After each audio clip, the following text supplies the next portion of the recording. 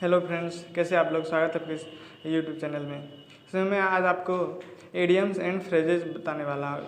Idioms and phrases आपने बहुत बार पढ़ भी लिया होगा, लेकिन ये जो मैं आज आपको तरीका बताने जा रहा हूँ ये शायद आप पहली बार पढ़ रहे होंगे। तो चलिए शुरू करते हैं। इडियम्स एंड फ्रेजेस जी, इसका मतलब तो आप लोग जानते ही होंगे, हमको बताने की ज़रूरत ही नहीं है। देखते हैं हमारा पहला इडियम्स क्या है। To flog a dead horse. इसका मतलब होता है निरर्थक प्रयास करना। क्या होता है? निरर्थक प्रयास करना, मतलब यूजलेस एफर्ट, मतलब बेकार का प्रयास। क्या होता है? यूजलेस एफर्ट,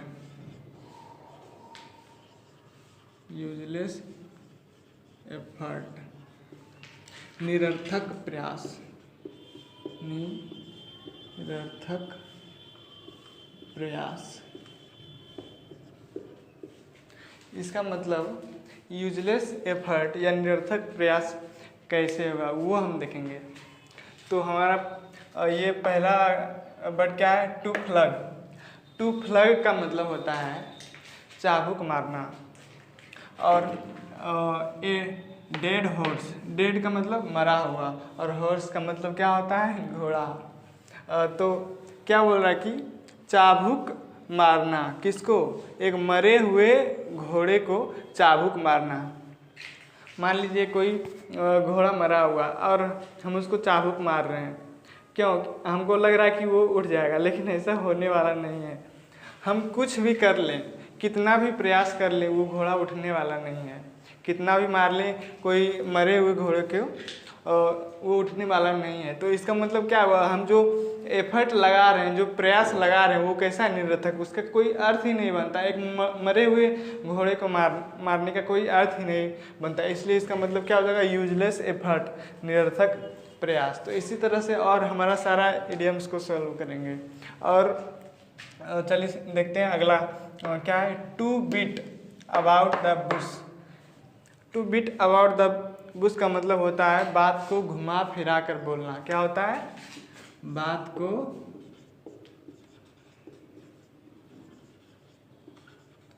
घुमा फिरा कर बोलना। अच्छा, to beat about the bush का मतलब बात को घुमा फिरा कर बोलना। ये कैसे होगा? तो चलिए देखते हैं। टू बीट का मतलब क्या होता है? मारना। टू बीट का मतलब मारना। अबाउट का मतलब क्या होता है? अबाउट का मतलब इधर उधर। और बुश का मतलब होता है क्या? झाड़ी। तो क्या बोल रहा है कि टू बीट मारना है। कहाँ मारना है? झाड़ी के इधर उधर। इसका मतलब क्या होता है? झाड़ी। कहाँ मार रहे हैं हम लोग? तो झाड़ी के इधर उधर, इधर उधर। मतलब कहाँ मार रहे हैं हम लोग? झाड़ी के इधर उधर मार रहे हैं। हम लोग एग्जैक्ट पॉइंट पे ना मारकर कहाँ मार रहे हैं? झाड़ी के इधर उधर मार रहे हैं। तो इसका मतलब क्या हुआ? हमको एग्जैक्ट पॉइंट पे मारना है। यहाँ क्वेश्चन में बोल रहा है अबाउट, मतलब मेन पॉइंट पे नहीं मार के हम इधर उधर मार रहे हैं। अबाउट मतलब इधर उधर के चीज़ मार रहे हैं। कहाँ? झाड़ी के इधर उधर मार रहे हैं। तो इसका मतलब क्या? हम अगर कोई इसको कैसे रिलेट कर सकते हैं कि बात को घुमा फिरा कर कैसे बोलेंगे? हम लोग मेन पॉइंट पे ना आकर कोई दूसरे बातों को बोलना, घुमा फिरा कर बोलना, इधर उधर की बातों को बोलना। तो इसका मतलब क्या हो जाएगा? बात को घुमा फिरा कर बोलना। To beat about the bush मतलब झाड़ी के इधर उधर मारना, मेन पॉइंट पर ना मार के कहाँ मारना? इधर उधर मारना। तो इसी तरह हम लोग इसका हिंदी क्या हो जाएगा? मतलब मेन पॉइंट पे ना आकर इधर उधर की बातें करना। ठीक है, तो ये समझ गए होंगे। अब क्या है? A1। A1 का मतलब होता है एक्सेलेंट। एक्सेलेंट का मतलब अति उत्तम। इसका मतलब कैसे होगा? जैसे हम लोग कोई फेसबुक पे पोस्ट करते हैं, अगर कोई अच्छा पोस्ट आता है तो बोलता है वाह एक्सेलेंट, उसको A1 भी बोला जाता है। इसको इस तरह से भी समझा जा सकता है कि ये जो इंग्लिश में पहला जो लेटर होता है वो A होता है, और मैथ में जो पहला होता है वो भी क्या होता है? 1 होता है। अगर किसी को इंग्लिश में भी मान लीजिए ए ग्रेड मिला है और जैसे 1 क्या वो 1 फर्स्ट को डिनोट करता है, तो ग्रेड हमको क्या मिला है, इंग्लिश में 1 मिला है, सॉरी ए मिला है, और ए प्लस ग्रेड होता है। और 1 हम मतलब फर्स्ट अगर कोई आता है तो वो क्या होता है, वो विद्यार्थी कैसा होता है, वो एक्सेलेंट विद्यार्थी होता है। तो A1 का मतलब क्या हो जाएगा, एक्सेलेंट। फेसबुक में भी हम लोग ये पोस्ट करते हैं, अगर कोई अच्छा पोस्ट रहता है तो बोलते हैं वाह एक्सेलेंट, A1 भी बोलते हैं उसको। तो क्या हो जाएगा इसका मतलब, अति उत्तम। और हमारा चौथा क्या है, एभव ग्राउंड। एभव ग्राउंड का मतलब होता है जिंदा या जीवित, जिंदा या जीवित। एभव ग्राउंड का मतलब जिंदा या जीवित कैसे होगा, तो एभव का मतलब क्या होता है, ऊपर, और ग्राउंड का मतलब क्या होता है, जमीन। इसका मतलब जिंदा जीवित कैसे होगा, तो एभव का मतलब ऊपर, ग्राउंड का मतलब जमीन। जो जमीन के ऊपर है वही क्या है, वही जिंदा है। जो जमीन के नीचे चला गया वो क्या हो गया, मर गया। जैसे कि अगर भूकंप आ गया है तो कुछ आदमी उसमें चला जाता है, मतलब अगर गड्ढा हो गया तो वो अंदर चला गया तो वो क्या बच पाएगा, तो वो क्या होगा, मर जाएगा।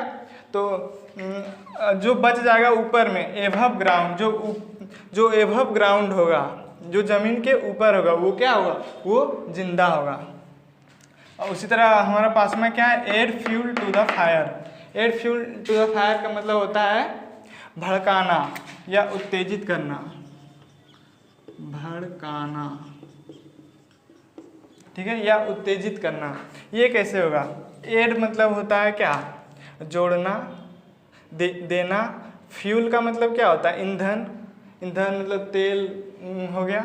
और टू द फायर क्या बोल रहा है, आग में क्या दे रहे हैं, और फ्यूल दे रहे हैं, मतलब तेल दे रहे हैं। जैसे केरोसिन तेल हो गया, उसको हम लोग क्या कर रहे हैं, ऐड कर रहे हैं किसमें, फायर में। अगर आग में हम लोग और क्या करेंगे, मान लीजिए केरोसिन तेल दे देते हैं, फ्यूल दे देते हैं, तो क्या होगा, वो और ज़्यादा भड़क जाएगा, वो और ज़्यादा क्या हो जाएगा, उत्तेजित हो जाएगा और वो भड़क जाएगा। तो add fuel to the fire का मतलब क्या हो जाएगा, भड़कना या उत्तेजित होना। उसी तरह हमारा क्या, ऑन एंड ऑफ।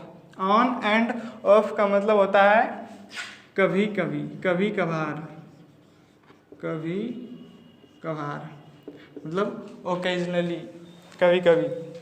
इसका मतलब कभी कभार कैसे होगा, ऑन का मतलब क्या होता है, कोई भी चीज़ को ऑन करना, जैसे स्विच को हम लोग ऑन करते हैं, उसी तरह हमारा क्या, ऑफ, स्विच को हम लोग ऑफ करते हैं। तो ये जो हम लोग स्विच को ऑन ऑफ करते रहते हैं, ये क्या हमेशा करते रहते हैं, टिप टाप टिप टाप, इस तरह हम लोग नहीं करते हैं। हम लोग को जब ज़रूरत होता है तभी हम लोग क्या करते हैं, हम लोग क्या करते हैं, ऑन करते हैं स्विच को और ऑफ करते हैं। तो ये हमारा क्या होता है, कभी कभार होता है, हम हमेशा नहीं करते रहते हैं टिप टाप।